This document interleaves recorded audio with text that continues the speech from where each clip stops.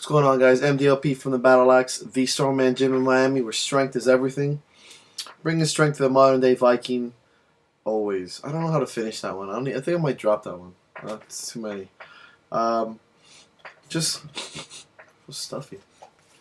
Just coming here with a question that I was just discussing this with a couple clients the last few weeks. I saw something on Barbell Shrugs, which is a great podcast and a YouTube uh, channel that you guys can watch. Especially CrossFitians if you want something for that. On when do you train for strength in particular sports? When exactly should you start implementing your days of strength, your accessory work, etc.? That also really depends on your sport.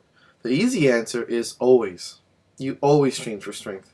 You always do something under the barbell. Always. And you always, as much as you can, try to lift heavy. If you play a professional sport, then you're probably not watching this. But if you do, then you have particular days when you do hit the gym. During season, you're maintaining your strength. Off season, you hit it heavy. That's pretty much it. If you're a person that's like me, maybe just not as handsome, then you're probably going to be never off season. You're probably training for life. So, or particular amateur competitions and stuff that, you just love to do. You just like competing. You like going to the gym. You like being healthy and harder to kill, as my boy Bobby would say. Simple. So let's do that. If you're a strength athlete, then something like a strongman or a power lifter, or even a weightlifter, then you're probably doing this 4 or 5 days a week, with minimal cardio, and condition. Cardio really just to cut weight or to make weight. If you're a kind of like a speed athlete, you like to run, you like soccer, you play football or flag football, some sort of other sport, or you do CrossFit, I would suggest a minimum of 2 to 3 days of strength a week. Here's the difference between training strength and getting under a fucking bar and doing nothing. You want to optimize your time under the barbell. You want to optimize your time under the steel. You want to do a main movement. This is just my opinion, which is sent from me, from Odin himself. So, don't mess with that. But my opinion would be one main movement or two main movements under the barbell, and then accessory work. Very simple. I run a particular program at the Battle Axe. Of course, I'm not going to give all my secrets because I feel like I have secrets to hide, so I might as well pretend I have them. But there's incredible value in doing your main movements and then just having a supportive cast of accessory work to support your main movement, to support your body. All those little muscles that you're not hitting is super important to isolate. And yes, I did say isolation work. If you're not doing isolation work in the gym properly, you are not getting stronger. Period. For real, on a really real level, on a really real. I can't say that all the time.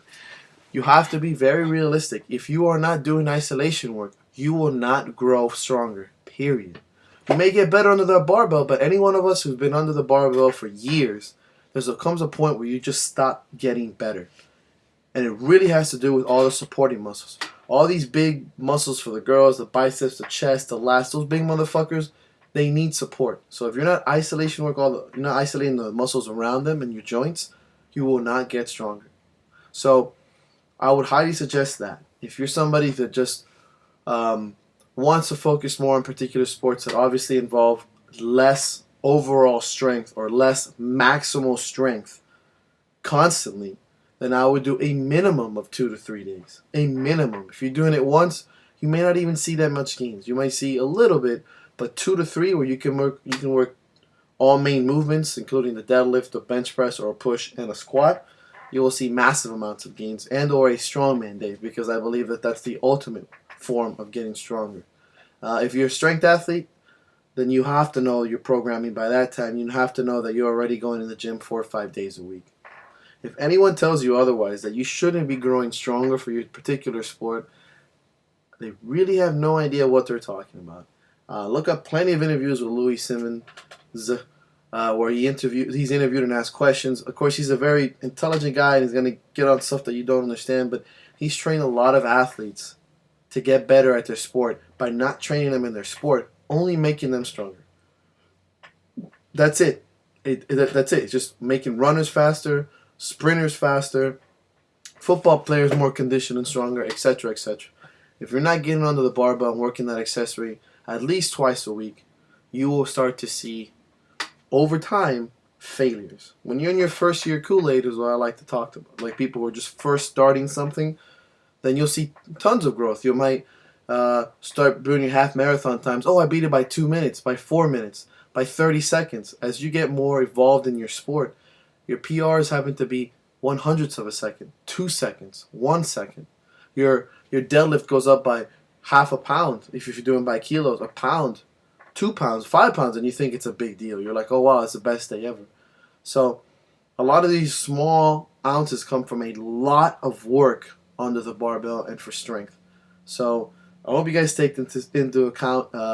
It's a simple program. I didn't really explain all that stuff, but it really has to be, the answer is you train strength all the time. Rob Orlando said it best, you lift heavy often. You live a long life, you get badass legs, and just people like you in general. So hope that helps, and I don't even know if that really helps, but just fucking do it. Alright? Cheers.